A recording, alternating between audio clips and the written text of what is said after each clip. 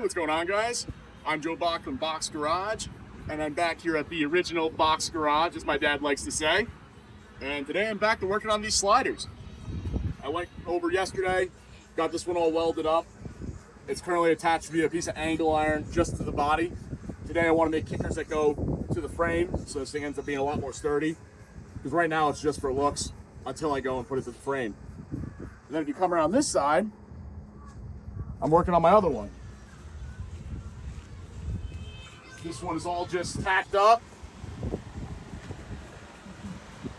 This one's just tacked up. I got to finish weld it. I've got to go do my notch in here so that it clears the tab under here for the front fender. And then we'll get this one on here too, and we'll get rolling. So first thing we got to do is do some welding.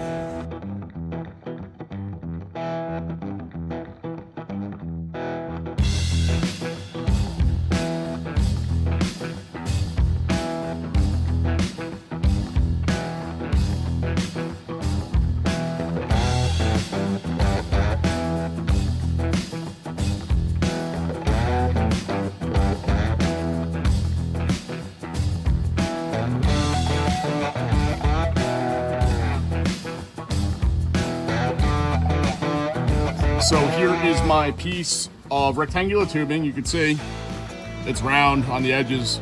Just a piece of rectangular tubing I cut in half. And I'm just gonna go put it on here, trace this out and mark it, and then cut it. And I got this cut the thickness so that it fits inside of here. And then I just weld it all up and we're good to go. So yeah, let me get this nice and square on here. And then we'll get the marking and then get to the fun part of cutting. We'll be good. Looks to be a pretty good mark. I'm gonna get the cutting.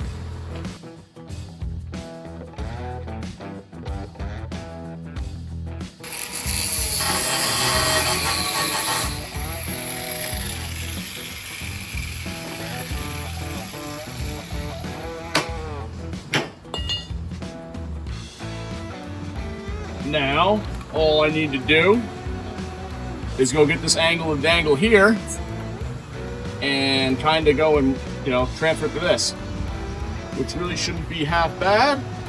And then that should fit in there real nice. Marked on my angle and dangle. Time to make one last cut and hopefully that'll fit right in there.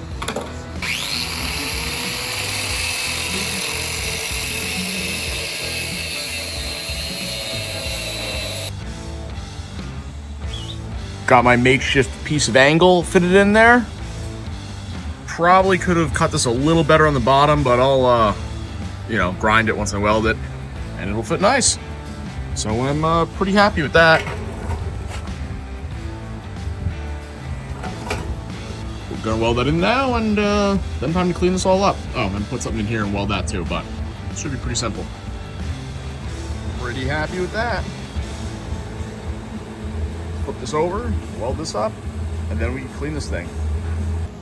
Got a pretty big gap to fill, so I got another piece of drop. And we'll see if we can stick this thing in here. Might be a hair too big, let's see. Yeah, I'll shave it down here.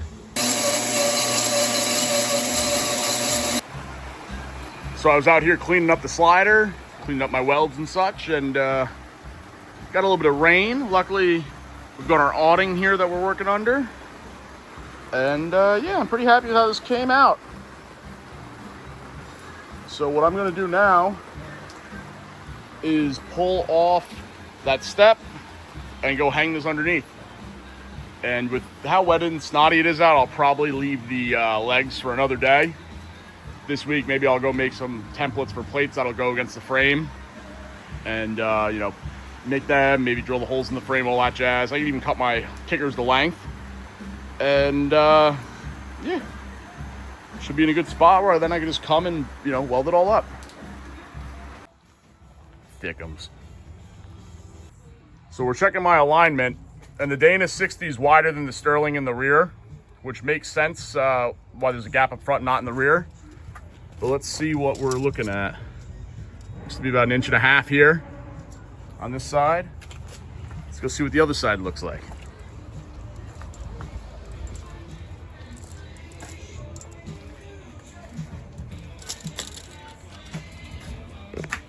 Moment of truth. Ha! Move your fingers out of the way. I thought your gut was just blocking everything for no reason. Probably about a 1/4 inch off, but 1/4 inch off? Come on. I think that's all right. I think I'll take that. Let me pull it. Stop. It's not under that good. It has to be pushed in. All right.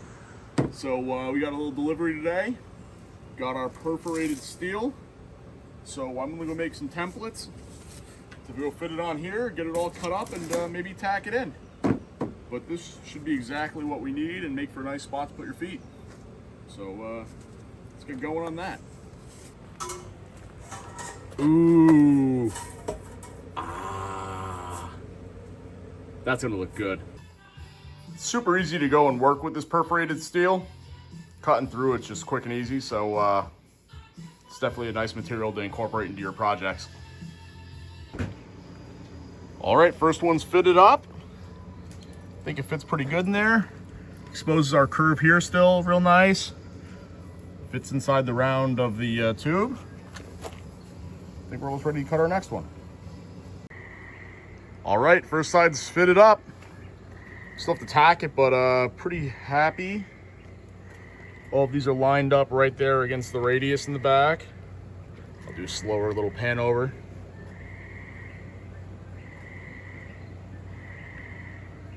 So I think that'll look pretty good. I'll back up and show you what it looks like. Now to cut the other side. All right, guys, so it's a new day. We're out here working on the sliders. And I think today might be the last day for the video. We're gonna go get them all finished, mocked up, and then we got a little surprise for some steps that I kind of thought up yesterday. So yeah, stay tuned and let's get this cut.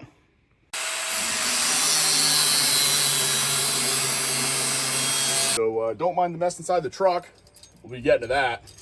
But what we have here is some chain, and the little surprise I wanted to do was making some steps to help get up in here. So I think I decided I want to weld about 10 inches of this chain straight in the middle, and then I'm going to go hang it under here so that there's a spot where I can go step to help get in, because right now these sliders are up pretty high. I also want to be able to like maybe put some heat shrink on this or something so it doesn't rattle constantly. So I've got these little hooks that I can also weld on, so I can go and open them and take the chain off, close it up, put it back on, and it should be pretty sweet. And that's the UPS guy pulling up, so maybe we have more presents.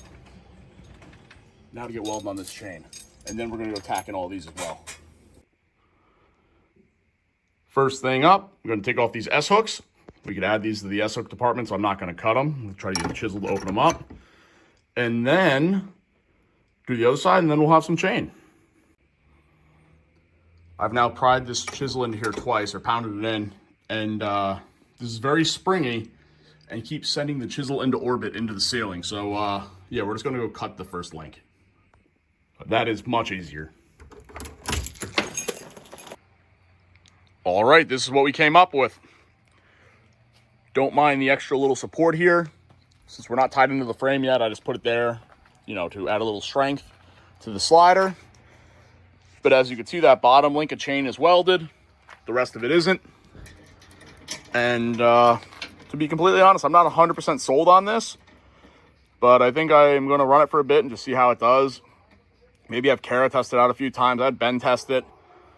And we're not like positive about it. We're not negative. We're somewhere in between. So yeah, if you have any good ideas, let me know in the comments. But for now, let me go show you guys, you know, demo me getting into it. All right, so I'll show you guys. But my issue is it kind of wants to kick you under a little bit. So what I've been finding is you put a foot up there and then your shin rests against here. Is that an issue? Is it not? I'm not really sure. So yeah, you just kind of put your points of contact up and then you're up and you're in. No big deal. Go into the truck. You want to come down? So I'm a little on the taller side. I'm like 5'11", so I don't know if it makes it a little easier. Like I said, Ben was able to do it, and he's about the size of a large raccoon. So, yeah, we'll have a few people try and go from there. Extra large. XL raccoon. Anyway, guys, thank you for watching. I think I'm going to wrap the video up here. These are all fitted. I'm going to tack them, but it's going to be too dark by the time they're tacked to really show you guys. And in the next video, we're going to go and put these runners in the frame, get them finished welded and painted, and we'll be ready to go.